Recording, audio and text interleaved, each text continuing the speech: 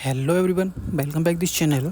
आज हम समझेंगे कि एविडेंस कौन दे सकता है, यानी कि साक्ष्य अगर किसी केसेस में देने हैं, एविडेंस देने हैं तो कौन व्यक्ति दे सकता है और कौन व्यक्ति नहीं दे सकता है। आपके माइंड में हमेशा ये चीज़ें आती होंगी कि एविडेंस कौन दे सकता है कोर्ट में। तो आज हम समझेंगे कि कौन एविडेंस दे सकता है, किसको योग्य माना गया है, कौन नहीं दे सकता है, वो भी समझेंगे। तो चलिए शुरू करते हैं। एविडेंस एक्ट का सेक्शन 118 है, यानी कि इंडियन एविडेंस एक्ट का सेक्शन 118 है, जो बताता है, क्या बताता है, कौन साक्ष्य दे सकता है, यानी कि एविडेंस कौन दे सकता है। भाई क्लियर लिखा है, सभी व्यक्ति दे सकते हैं। क्लियर लिखा है, सभी व्यक्ति साक्ष्य देने के लिए सक्षम होंगे कि जब तक न्यायालय का यह विचार ना हो। भाई क्लियर रोका गया है कि जब तक कोर्ट के माइंड में ये चीज़ ना चल रही हो कि कोई कोमल व्यय का अर्थ बताइए भाई क्या होता है। कोमल व्यय वो होते हैं भाई जो बच्चे हों, जो बहुत ज़्यादा यंग हैं, नहीं समझ सकते, और अति वार्धक्य, इसका मतलब क्या होता है, यानी कि कुछ ज़्यादा ही बूढ़ा है, यानी कि ज़्यादा ही बच्चा है और एक ज़्यादा ही बूढ़ा है, या फिर शरीर के या फिर मन के किसी रोग से पीड़ित है।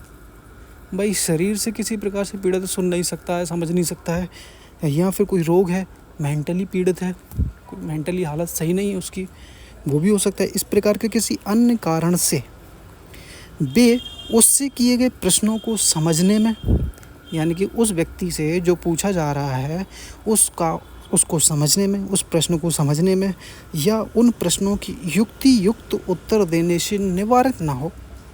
क्या मतलब हुआ, समझते हैं कि जब आपसे जो पूछी जा रही है उसको प्रश्नों को समझने में आप असमर्थ हो, उसके प्रश्नों को नहीं समझ पा रहे हो, या फिर उन प्रश्नों की युक्तियुक्त उत्तर नहीं दे पा रहे हो। पहली बात तो होगी आप क्वेश्चन को ही नहीं समझ पा रहे कि आपसे पूछा क्या जा रहा है, और दूसरी बात हुई कि जब आपसे पूछा गया तो लेकिन आप उसका उत्तर देने में असमर्थ नहीं हो, कोई रीजनेबल आंसर नहीं दे पा रहे हो। युक्तियुक्त का मतलब क्या हुआ, युक्तियुक्त मतलब हुआ रीजनेबल, यानी कि जैसा आपसे पूछा गया हम एक्सपेक्ट कर रहे हैं आपसे कि आप वैसा ही जवाब दो, तो वो होता है भाई रीजनेबल। जैसा पूछा गया वैसा उम्मीद कर रहे हैं कि वैसा आप जवाब दोगे, लेकिन रीजनेबल आप पर्याप्त आंसर नहीं दे पा रहे हो जो आपसे पूछा जा रहा है। अगर पर्याप्त नहीं दे पाओगे तो कोर्ट के किसी काम के आप हो नहीं, तो फिर क्या हुआ, आप साक्ष्य देने के लिए योग्य नहीं हो। तो यही हुआ। क्लियर सेक्शन कहता है कि सभी व्यक्ति, तो हमने कह दिया सभी व्यक्ति अलाउ होंगे, लेकिन कोर्ट के माइंड में ये चीज़ें होंगी।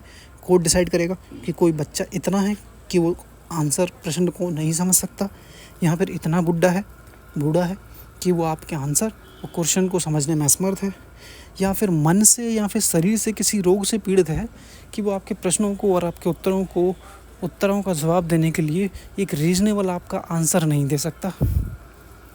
तो ऐसे व्यक्ति को साक्ष्य देने के लिए योग्य नहीं माना जाएगा। अब एक्सप्लेनेशन भी समझते हैं कि एक्सप्लेनेशन क्या कहता है। एक्सप्लेनेशन कहता है भाई कोई पागल व्यक्ति साक्ष्य देने के लिए अक्षम नहीं है। मतलब क्या हुआ, मतलब ये हुआ कि भाई पागल तुम हो, बने रहो, हमें कोई फ़र्क नहीं पड़ता, तुम तब भी एविडेंस दे सकते हो।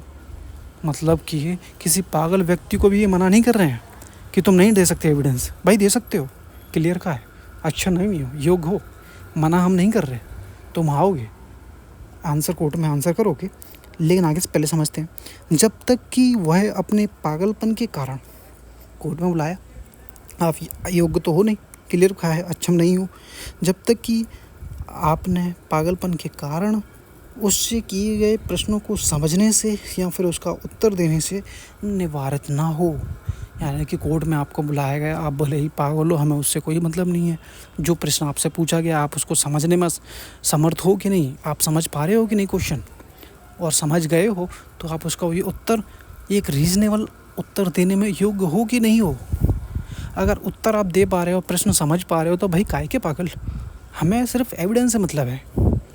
इसलिए कोर्ट ने कहा है भाई कि हम पागल होगा, हम मना नहीं कर रहे कि तुम नहीं आओगे कोर्ट में एविडेंस देने, तुम आओ भाई, वेलकम है, लेकिन तुमसे जो प्रश्न पूछा जा रहा है तुम प्रश्न को समझ रहे हो और तुम उसका आंसर भी दे पा रहे हो, तो भाई तुम पागल भी हो तो बने रहो, हमें कोई मतलब नहीं, हमें एविडेंस से मतलब है, हमें अपने केस को सॉल्व करना है। तो यही यहाँ पे मैटर है कि पागल व्यक्ति को भी योग्य माना गया, अयोग्य नहीं माना है। एक नेगेटिव बात लिखी है कि अयोग्य नहीं है तो योग्य भी नहीं, क्लियर कहा है, यानी कि तुम अयोग्य नहीं हो तो योग्य भी तो नहीं हो। तो क्या हुआ, अब वो डेफिनेशन में समझ में आएगा, क्लियर है। कि जब आप अयोग्य नहीं हो तो आप आ सकते हो, और आपको समझने, आपको देखने के बाद, आपके प्रश्नों को पूछने के बाद, आपके उसके आंसर सुनने के बाद आपको देखा जाएगा कि आप अगर प्रश्न समझ रहे हो, उत्तर दे पा रहे हो, तो भाई काहे के पागल, आप एविडेंस दो, हम कंसिडर करेंगे और केस को सॉल्व करेंगे आगे। तो ये था हमारा साक्ष्य कौन दे सकता है। अगर कोई भी डाउट हो तो आप पूछ सकते हो आप कमेंट में। वैसे तो मैंने क्लियर समझा दिया है एक एक चीज़ इसको कि 118 में साक्ष्य कौन दे सकता है, सभी व्यक्ति दे सकते हैं, किसी को रोका नहीं गया है। लेकिन कुछ कंडीशन भी रखी गई है कि हर किसी को अलाउ तो नहीं कर लेंगे, कोई पागल भी होता है, कोई समझ नहीं पाए, कोई बच्चा है, बूढ़ा है, तो हर किसी को थोड़ी ना कोर्ट में अलाउ कर देंगे। तो क्लियर है, सभी दे सकते हैं, लेकिन कुछ शर्तें हैं कि कोमल, ज़्यादा बच्चा ना हो और ज़्यादा बुढ़ापा का ना हो, या फिर शरीर या मन से पीड़ित ना हो कि वो समझ ही ना पाए कुछ, और आपसे जो पूछा गया आप प्रश्नों को समझ सको, और ऐसे प्रश्न का उत्तर आप दे सको जो आपसे पूछा गया है, रीजनेबल। तो ये हमारा सेक्शन था 118। फिर भी कोई डाउट होता है आप पूछ सकते हो। मैं सिर्फ डेफिनेशन बता रहा हूँ जैसा डायरेक्ट में दिया है। बुक आपके पास होंगी और भी लोग बुक से पढ़ा रहे होंगे, आप उनका देख सकते हो, लेकिन मैं बुक से नहीं पढ़ाने वाला हूँ। डायरेक्ट क्या कहता है मैं सिर्फ वो बताने वाला हूँ, ठीक है। डायरेक्ट्स में एक एक वर्ड कोई नहीं समझाता, इसलिए मेरे को भी दिक्कत हुआ था स्टार्टिंग में, तो इसलिए मैं डायरेक्ट से पढ़ाना ज़्यादा पसंद करता हूँ। बुक से तो समझ में आ जाता है क्योंकि राइटर लिखते हैं, अब राइटर पहले समझेगा खुद तभी तो आपको समझा पाएगा, तो वो समझ नहीं, हमें सिर्फ डायरेक्ट समझना है कि डायरेक्ट में एक एक वर्ड क्या कहने की कोशिश कर रहा है, तो वो चीज़ ज़्यादा ज़रूरी होता है।